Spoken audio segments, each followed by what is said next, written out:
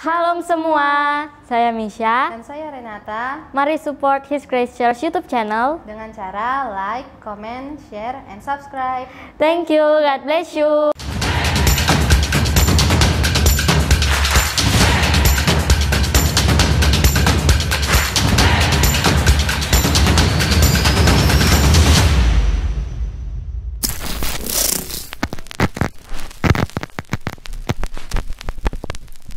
Shalom bagi kita semua.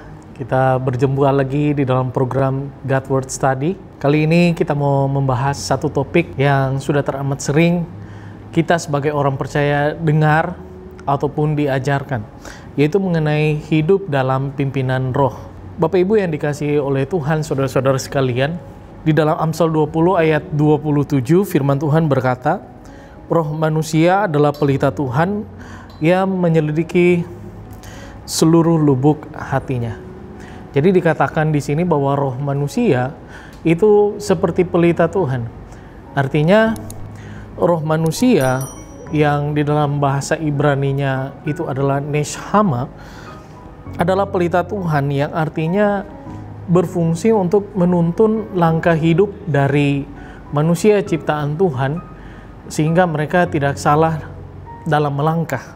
Roh atau neshama di sini inilah yang dihembuskan Allah ketika Dia menciptakan manusia, seperti yang dikatakan di dalam Kejadian 2 pasalnya yang ke-7.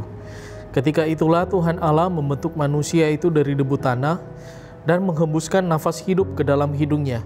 Demikianlah manusia itu menjadi makhluk yang hidup. Nah, jadi roh manusia di sini merupakan unsur kehidupan yang juga di dalamnya terdapat unsur kesadaran.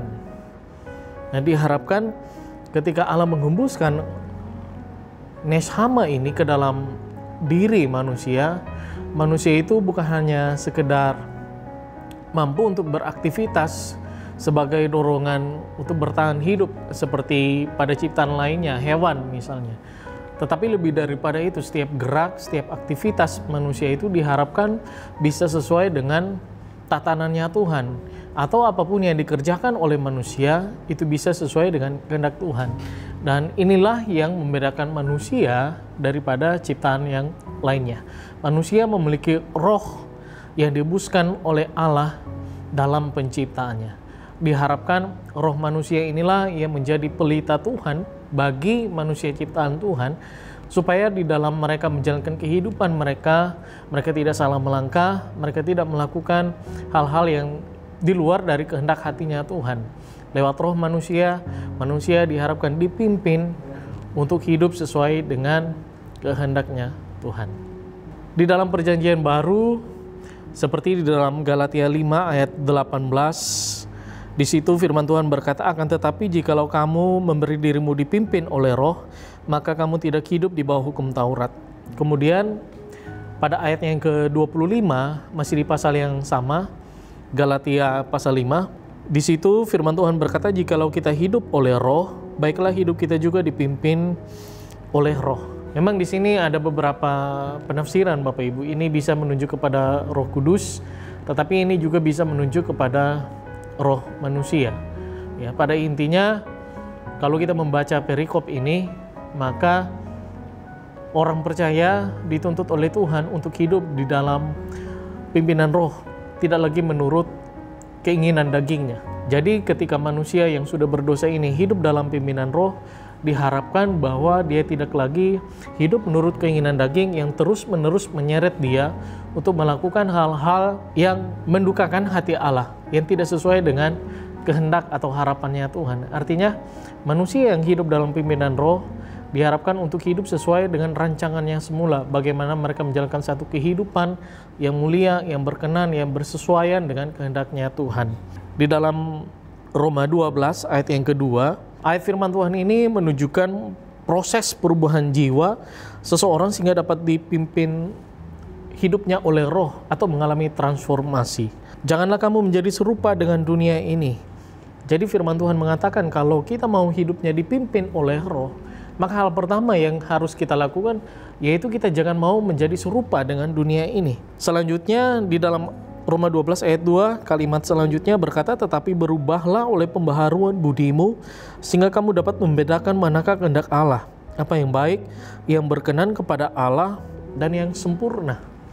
Di bagian Alkitab yang lain, Injil Matius pasal 4 ayat 4, di situ Tuhan Yesus berkata, tetapi Yesus menjawab, ada tertulis, manusia hidup bukan dari roti saja, tetapi dari setiap firman yang keluar dari mulut Allah. Nah, dari bagian-bagian ayat firman Tuhan ini, di sini kita bisa melihat bahwa agar supaya orang percaya yang masih manusia berdosa ini bisa hidup dalam pimpinan roh, tidak menuruti hawa nafsu atau keinginan dagingnya, maka ia harus mengalami yang namanya transformasi. Ada perubahan jiwa di sini. Dari yang tadinya diisi dengan hal-hal yang tidak sesuai dengan kehendak Allah, kini kata firman Tuhan, supaya dia hidup, maka jiwanya ini harus diisi dengan kebenaran firman Tuhan. Ini harus berlangsung secara terus-menerus dalam satu proses yang tidak singkat. Ya, dalam satu proses yang panjang, ya, ada lika-liku di situ, ada jatuh bangunnya. Tetapi inilah perjalanan hidup dari orang percaya, bagaimana dia bisa mentransformasi jiwanya sehingga seluruh hidupnya itu dipenuhi oleh kebenaran firman Tuhan. Nah, kebenaran firman Tuhan inilah yang nantinya akan mentransformasi keadaan jiwanya sehingga rohnya itu menjadi kuat, memiliki kecerdasan roh. Akhirnya apa yang dikatakan oleh Paulus dalam Filipi pasal yang kedua, hendaklah kamu dalam hidupmu bersama memiliki pikiran dan perasaan Tuhan, itu bisa terwujud nyata dalam kehidupan orang percaya.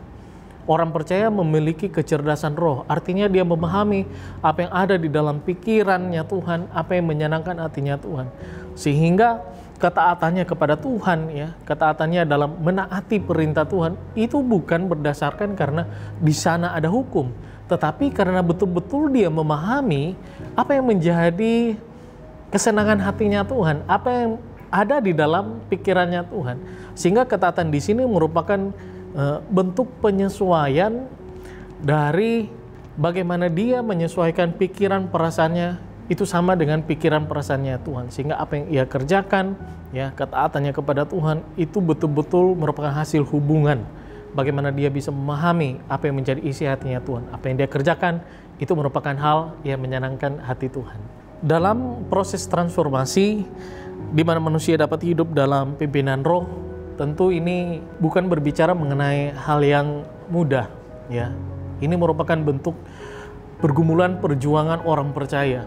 Bagaimana karya keselamatannya Tuhan itu betul-betul dapat diwujud nyatakan, dikenakan dalam kehidupannya. Orang percaya sebagai manusia dosa masih cenderung dan sangat mungkin untuk jatuh di dalam dosa. Karena kenapa? Di dalam dirinya itu ada keinginan daging yang terus-menerus berjuang untuk menyeretnya, ya, jatuh ke dalam dosa atau melakukan hal-hal yang lama yang ada dalam kehidupan lamanya sebelumnya yang terus-menerus, ya, mendukakan hatinya Tuhan. Jadi apa yang dia kerjakan itu terus-menerus, ya, menentang isi hatinya Tuhan. Oleh karena itu, bagaimana orang percaya ini bisa melawan keinginan dagingnya supaya dia tidak menurut kehendak dagingnya? Maka di sini ada proses pergumulan yang panjang, ya.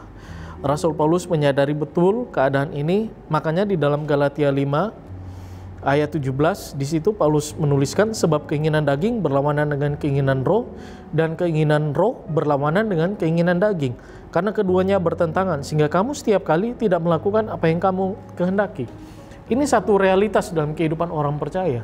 Bagaimana di dalam dirinya ada kesukaan untuk berbuat baik, tetapi dia harus menyadari bahwa daging yang ada di dalam tubuhnya, di dalam dirinya ini terus-menerus berjuang juga untuk membawa dia kepada kehidupan yang lama, kehidupan yang tidak berkenan kepada Tuhan, kehidupan yang senantiasa menuntun dia untuk melakukan perbuatan-perbuatan yang mendukakan hatinya Tuhan.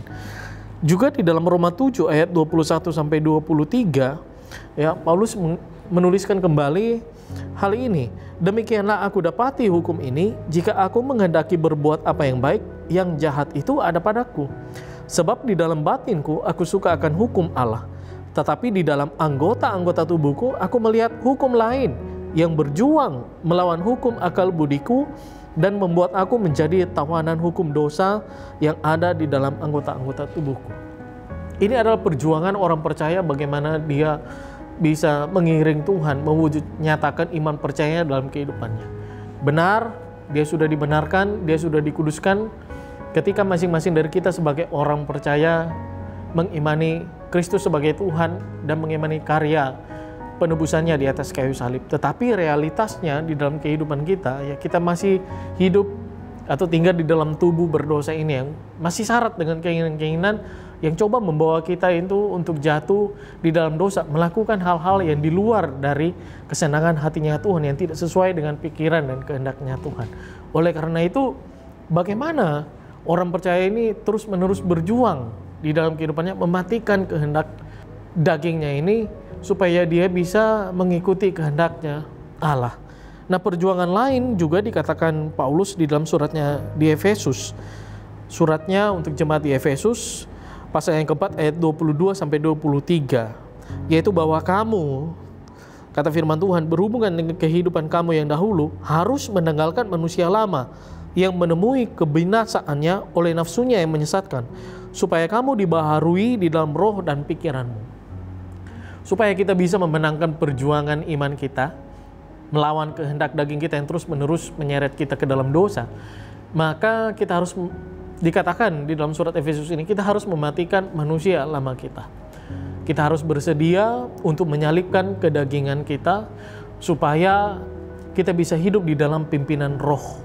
Tetapi sebelumnya dengan hati yang rela, kita juga harus bisa untuk mau mengganti semua konsep, nilai-nilai, prinsip kebenaran yang ada dalam diri kita yang sudah tercemar dengan dosa ini dengan satu konsep nilai-nilai kebenaran yang baru yang terdapat di dalam Injil. Makanya tadi di dalam Matius pasal 4 ayat keempat, Yesus berkata bahwa kita hidup ini bukan hanya karena roti saja, tetapi oleh kebenaran firman Tuhan. Nah, mau tidak mau sebagai orang percaya kita harus bergumul ya, dengan kebenaran firman Tuhan dari hari ke hari, menit ke menit, bahkan detik demi detik. Supaya apa? Kita dapat betul-betul mematikan manusia lamanya kita.